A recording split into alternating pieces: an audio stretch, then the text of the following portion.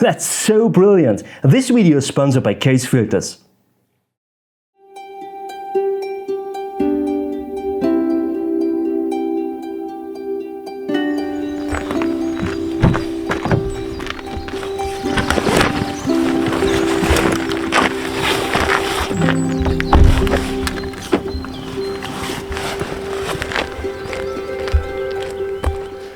My friends, a very good morning. Now, it's a nice spring morning here in the Austrian Alps, and the weather doesn't look all that bad, I have to say, and I thought it's maybe a great opportunity to get out and take some fantastic woodland photographs. So let's see what's possible here. It's interesting, I have to say. We have so much spring foliage up on the trees everywhere. Not everywhere, but of most of the trees here is not all too much on, but others are really with these lush greens already, and so but I get attracted, and that's interesting. I get attracted by these old trees here, so many old trees here. I don't know why that is, because we have really early spring, and here in Austria we are also a little bit late with spring foliage. But anyway, I mean, it's so fantastic about the old trees. I don't know. I haven't found the composition yet, but I'm working on it.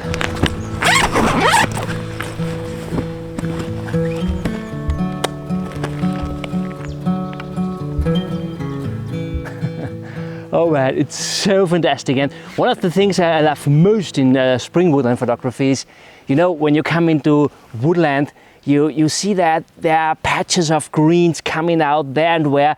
And the difference to summer is actually, in summer everything is green.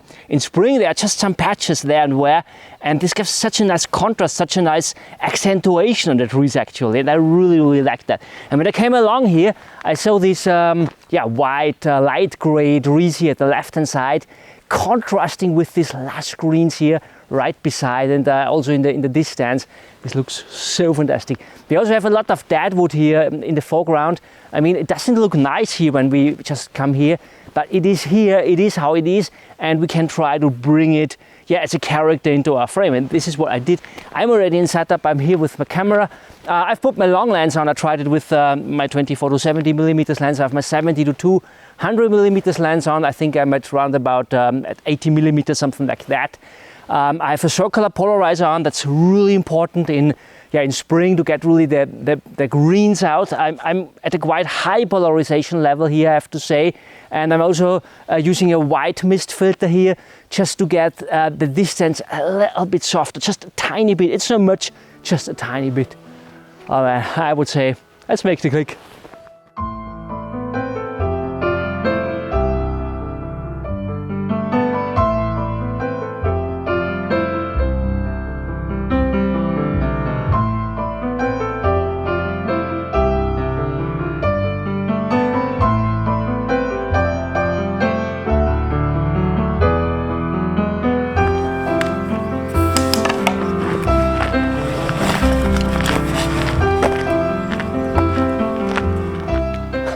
It is absolutely amazing. He has so many compositions.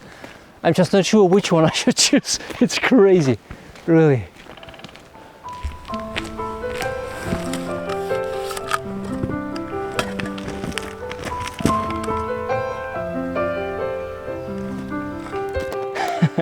Oh man, it's so fantastic. It's really so enjoyable out here this morning, and I know I said before, I prefer the old trees over the spring foliage. And the thing is, I know this place already quite well. It's, I think, 20 minutes from me or so. And I know that here are some really old trees.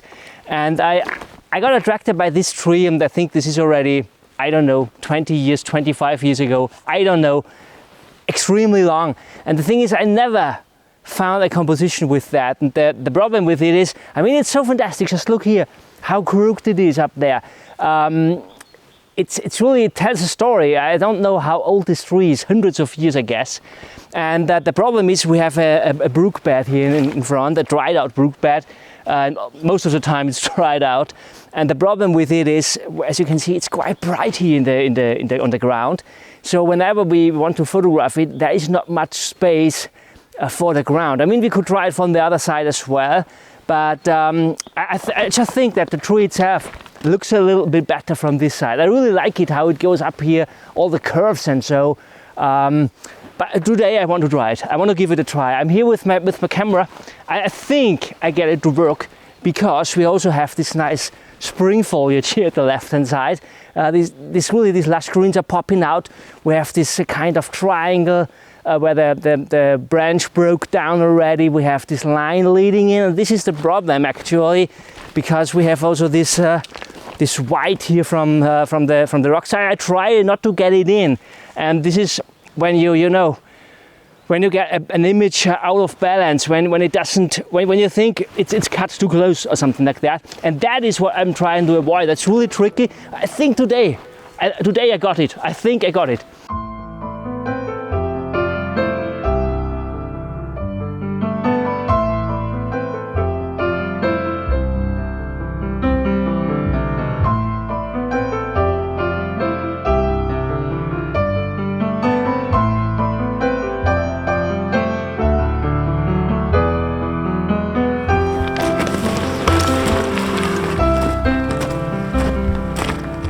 Yeah, I'm really happy with the results, I have to say. But anyway, I found one more composition, even a really strong one.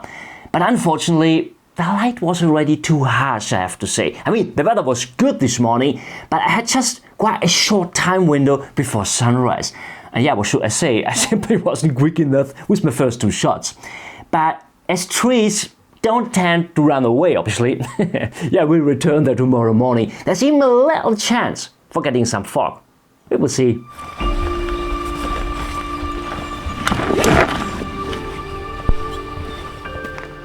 A very good morning again. Yeah, same situation as yesterday actually. It means yesterday we had at least a tiny bit of clouds in the east. Today we have completely clear sky, which means that we will have a smaller time window than yesterday till the sun is rising. But yeah, right now, as you can see, we have a tiny bit of fog, which is amazing because yeah, if that should last till I'm in setup, that will give this a little extra portion of mood into the photograph. So let's go there, let's take the photo.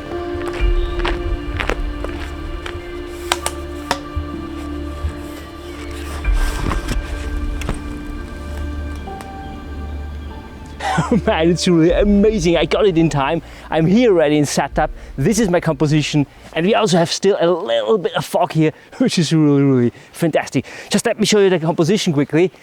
We have this amazing band tree here in the foreground, another one back there, and it looks a little bit like a creature or so, which would try to eat the bush in the distance, if that makes sense. Yeah, it's having breakfast or so. And I'm really drawn to that. I mean, it's a typical spring scene or something like that. But we anyway have these lush greens here at the bush in the distance. I mean, it's not the biggest element of the image. These lush greens. It's just a tiny bit in the distance. We can't see. It's just when I saw that yesterday, I was really blown away by that. I really like that. The only problem is, I mean, we have the fog in the distance, which is good, but on the other hand, we have I have a big problem with the dynamic range of my camera.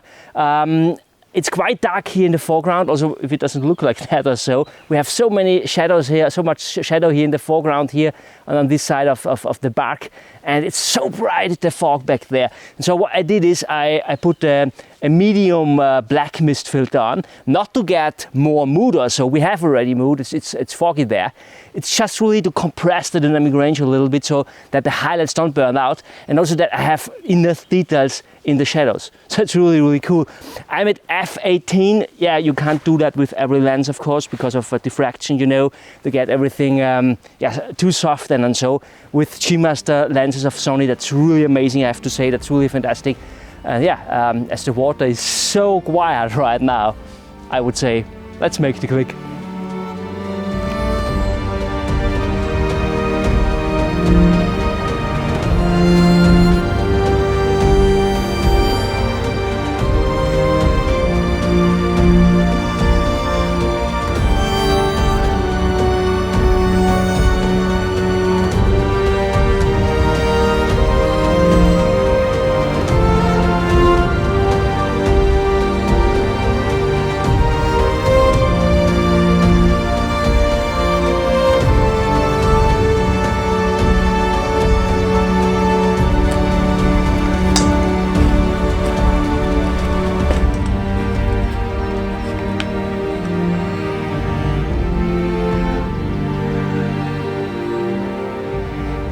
came a bit closer now, and yeah, this is Bruno, a sea monster.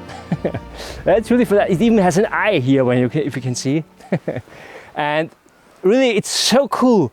I tried for different perspectives, and when I'm exactly here, it was so difficult to look through the viewfinder here, because I'm exactly here at this branch. But it was the best possible position here for the camera, and I tried to get in Bruno, and also it's breakfast, and it looks so fantastic. The fog built such a fantastic separation to the tree here. I waited a little bit to get even a little bit mist up there, the left top corner, which is really important. Otherwise, we had seen too many details here. I don't want to have details. I just want to have Bruno here actually, and there are the vegetables here. Oh man, it's so fantastic. I also played around with the polarization. I don't want to have reflection here on the lake, because it's too complicated, and it's better to go to a polarization level to get that quite away, so that we have really the bush and yeah, the sea monster here really in focus. Yeah, it's really fantastic. And what I also thought is, should I just take in, the head of Bruno and the vegetables, or should we also take, I thought about, we need anything that anchors the image actually, and I thought about this stick, whatever it is, it's a horn or so. Yeah, I don't know what it is. So this stick, also, the difficult thing is, on the one hand, I wanted to have a polarization level to get the glare down. On the other hand, I wanted to have a little bit of glare up here. So I will probably take 2 exposures, which I will blend then, just to get a little bit glare in here again, to get this plasticity, that we see that it is round. That's really important. So yeah, I would say, let's make the click.